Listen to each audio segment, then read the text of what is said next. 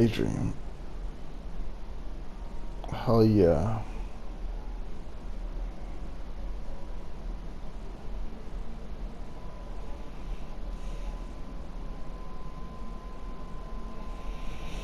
Lame times you. Oh. Ibrahim. A winter's daydream.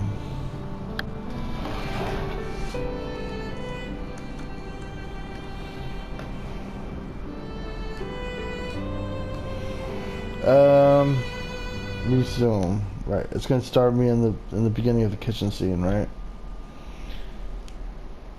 Maybe I should just see. Okay. I'll just quickly go to the channel videos. Yeah, there they are. Just taking a second to load up, but that's okay because this thing's taking a second to load up too, isn't it? Okay, winters. Hey, are you deaf? I asked you to pass me the vinegar. Okay, just hold on 1 second. I'll be right back. Okay, I got to the part where he's saying that he's too tired for this. The train ride takes it out of him.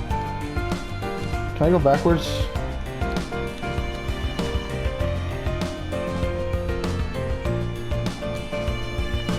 Yeah, I can't go backwards in the novel. Like, I can't look at the transcript.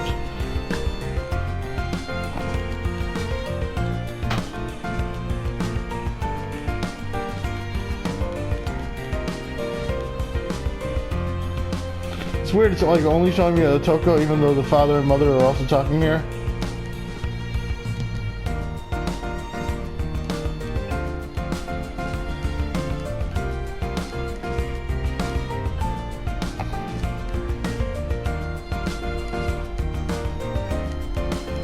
Okay, yeah, Toko doesn't like to be called a Toko.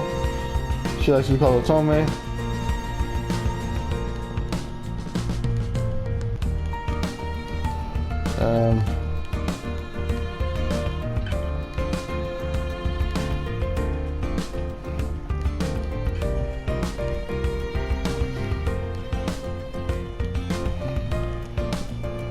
Father's saying she's like a little girl to him.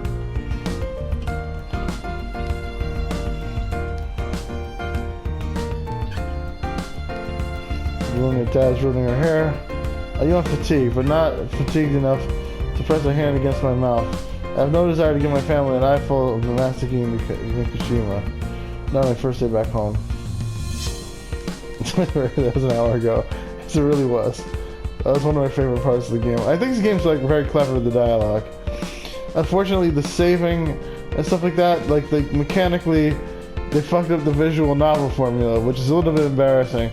To like not be able to save the game and not be able to go backwards. Like if I accidentally skip something, I can't go backwards. Really? Like that's like so basic, you know?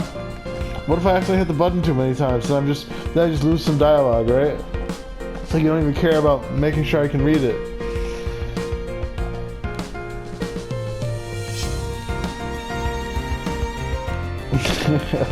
I like Otoko. I'm just sort of skimming it while I go forward.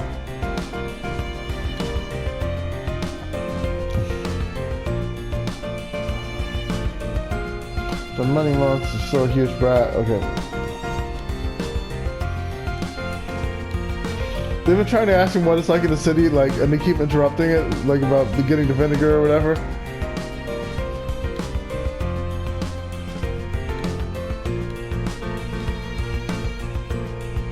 Okay, I think I'm there. Thanks for bringing me back down to earth from the bump, Otoko. He hasn't gotten taller.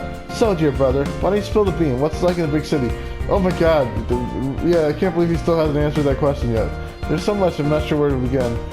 I feel like the person who made the game doesn't know what it's like to live in a big city, or doesn't know how to describe it, so they're just like avoiding it, and they keep asking, and he keeps not being able.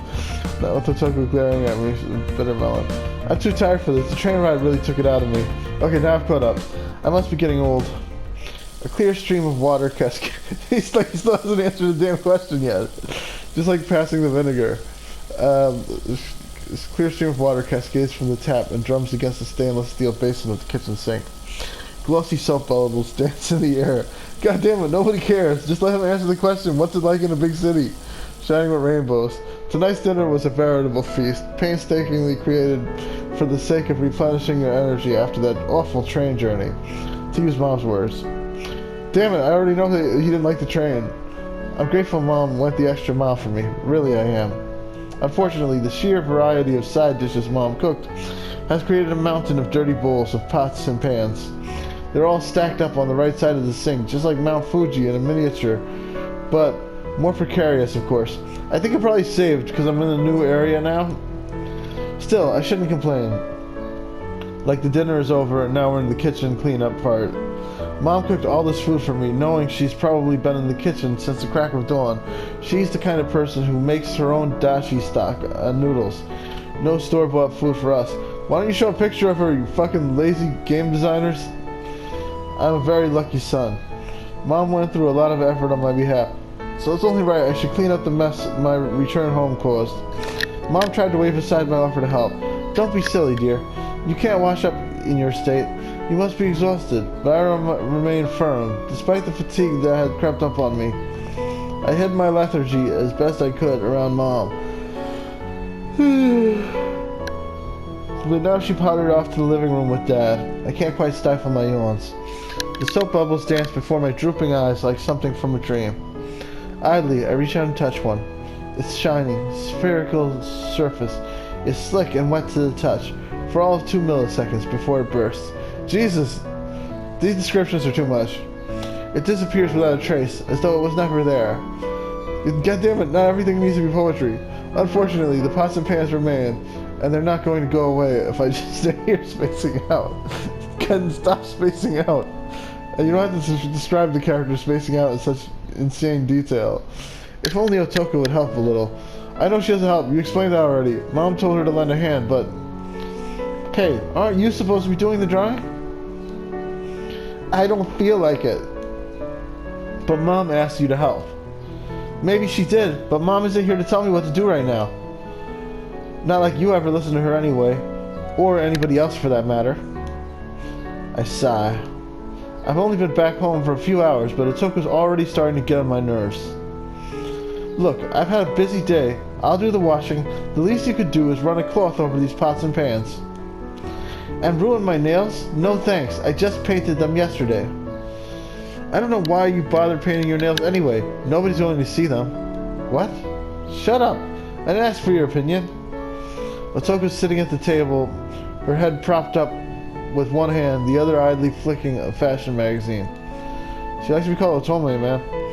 Our cat Tama, meanwhile, is lying in Otoko's lap. Her name's Otome. The sight stings. I've always loved cats, and I nagged my parents for one the moment I was old enough to form basic sentences. I'm not really sure why I was so obsessed, but the prospect of owning a cat sounded absolutely magical to me during my childhood. I begged and begged and begged until my mother finally caved into my demands and bought me a cat for my 8th birthday. That was Tama. Tama came with a caveat that I had to look after her by myself, but I didn't care. I was happy to have a cute feline friend of my very own, who I would love and cherish, and who would love and cherish me in return. Unfortunately, like most things in my life, it didn't quite work out like that. Tama has never liked me. When she lets me pet her, which is rarely, she does so under duress, her eyes narrowed and her back rigid, ready to bolt at any moment. Tama's always preferred Otoko, though I'm the one who used to feed her and empty her litter tray. Cats don't know the meaning of the word loyalty. Probably because they're cats, not humans. They don't have the thumbs we do to flick through dictionaries. Whatever. The dialogue is ridiculous. It's so funny and weird. I've often wondered if Tama likes Otoko because they're so similar. They're both temperamental, selfish, and self-centered. Otoko's the only one who can carry Tama in her arms, and the only one who can make Tama purr. Tama's purring right now, in fact, her fluffy body vibrating. He's getting cuckolded by his sister. The sight is rather cute. It's a shame she never acts cute around me. Am I really that unworthy? Otoko. I try to cajole my sister once more, but she's glaring at me, and I soon realize I've slipped up. Good God, trying to have a conversation with my little sister is like picking my way through a field full of landmines. All you have to do is remember that her goddamn name is Otome, man. Sorry, Otome. Don't you think this is a little unfair? Life's unfair. But I only got back home. I shouldn't have to do all the washing and drying by myself. I don't know why you're complaining. You're the one who volunteered. I know, but you're such a suck-up, you. You're always trying to score brownie points from people by acting like a good little boy. I'm not a boy. I'm nearly 20, and is there anything wrong with helping others? I don't trust guys who act too nice. They always want something in return. That's right, Otome, you tell them. I just want you to help me do the dishes. And the saucepans, and the pots, and the cutting board, and the bowls, and the plates, and the chopsticks. Alright. I know there's a lot, but come on. I'm doing most of the work here. Because you were so eager to help. Well, whatever. I'll give you a hand on one condition. What's that? I know Otoko too well, even if I haven't been back in a while. God damn it, just let her answer it. And there's a painful high chance her singular condition will be somewhat unpleasant. I hope she doesn't ask me to put wasabi in her eyes. In my eyes. She's threatened me with worse before.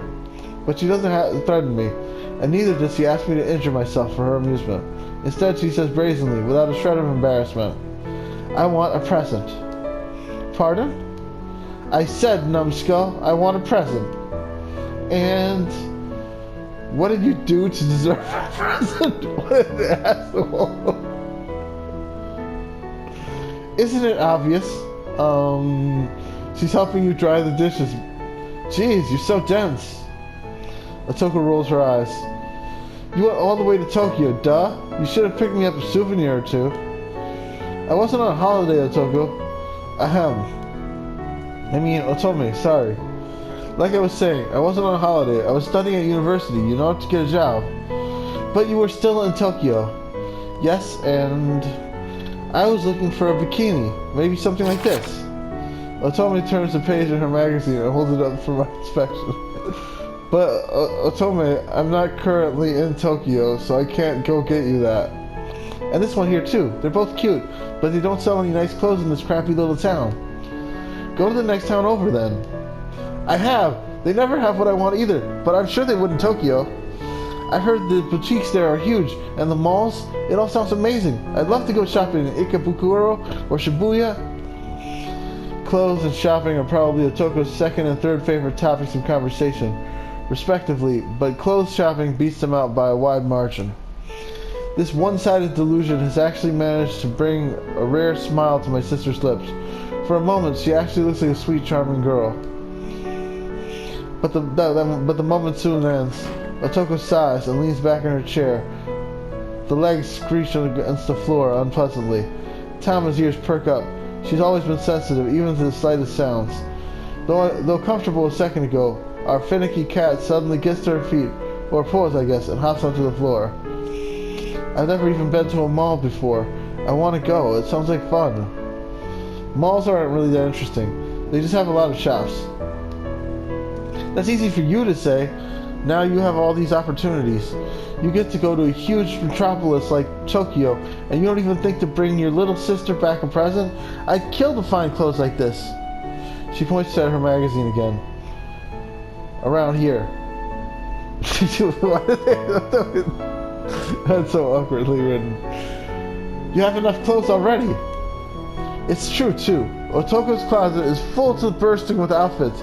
She's the kind of person... Just call her Otome, goddammit. It's confusing. You're breaking my brain. Who buys clothes compulsively, wears them once, then forgets about them. Truly, this is Western decadence at its finest. And the game is confusing me, too, because the game is calling me Otoko, but her actual name she goes by is Otome. And he calls her Otoko. It's like, I don't know, it's such a pain. But I don't have the clothes I want. We can't always have what we want. Aren't you the one who said life is unfair? Oh shit. You could at least have asked me if I wanted any presents before you came back. Then you could have brought me back something nice. But why would I buy my own sister a bikini? That's kind of weird. So you won't get me a gift? It's too late now. I'm already back home. Otoko rolls her eyes. You could buy it when you get back and have it posted to me later, genius. Then you might as well order it yourself online. You're missing the point here. If I had to do that, it wouldn't be a present. And why do you deserve a present? You're so selfish. All you do is sit on your behind while I do the work. That's because you offered, like a moron. Right, that does it. I step forward to do what exactly? I'm not sure. Throwing my wet towel at Otoku's face is the first thing that comes to mind, but I don't get a chance to wreak my revenge.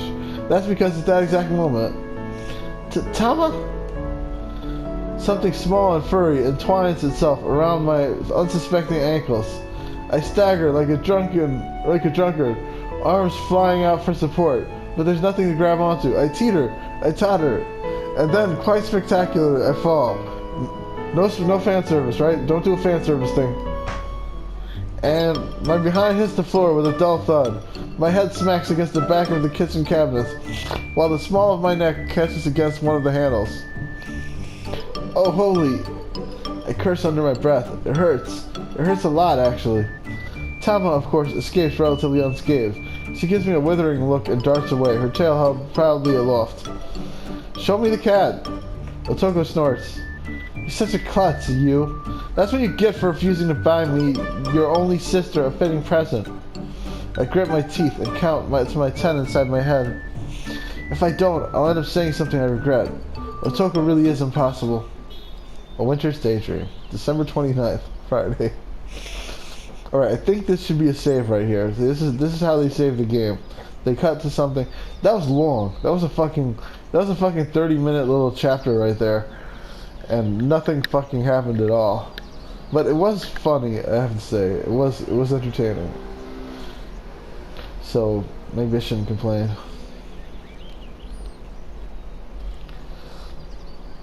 It just ends with bumping his head and his sister like laughing at him, and be like, that's a good way to end the chapter. I feel like they just didn't know how conversations naturally resolve, so they had like a crazy back and forth with like lots of repeating, and like people avoiding answering the question and then repeating and avoiding answering the question and repeating. Oh, I had to hit X, that's why.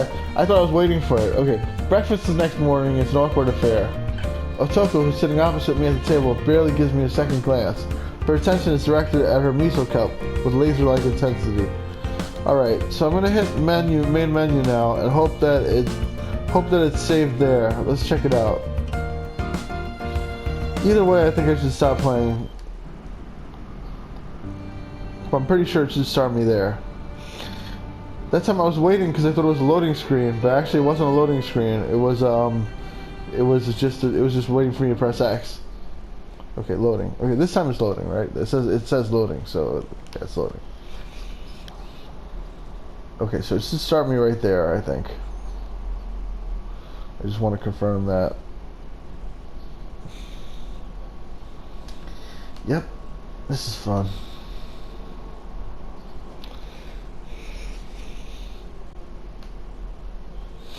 So, yeah, breakfast the next morning is an awkward affair. Nice. So from now on, I'll try to finish complete chapters when I sit down to play this game, because otherwise I'll wind up having to repeat too much and I'll get confused. Alright, that's all, folks. This has been A Winter's Daydream. See y'all next time. Can't wait to get into the actual plot of this game. How did they manage to spend so much of my time and have nothing happen? That's what I want to know. And yet, I'm still entertained. It was still funny. It was like a ridiculous back and forth, and ridiculous narration, but it's fun. It's fine, I guess. Breakfast the next morning is an awkward affair. Otoko, who's sitting opposite me at the table, barely gives me a second glance. Her entire attention is directed toward miso soup with laser-like intensity. Is she really that upset I didn't agree to buy her a bikini? Should I anyway? Why should I anyway? Knowing Otoko's taste, the scanty strips of fabric tied together with flimsy strings that she covets would cost me more than a meal capable of feeding a whole family. Besides, I have no real desire to loiter around the women's swimsuit section in any clothes stores, especially not for the sake of my sister. Alright. That's a lot. See y'all next time. Bye, everybody. I know Otoko wouldn't appreciate it, and I didn't go to Tokyo to buy my family gifts. I'm not a tourist. I live there now. It's my home.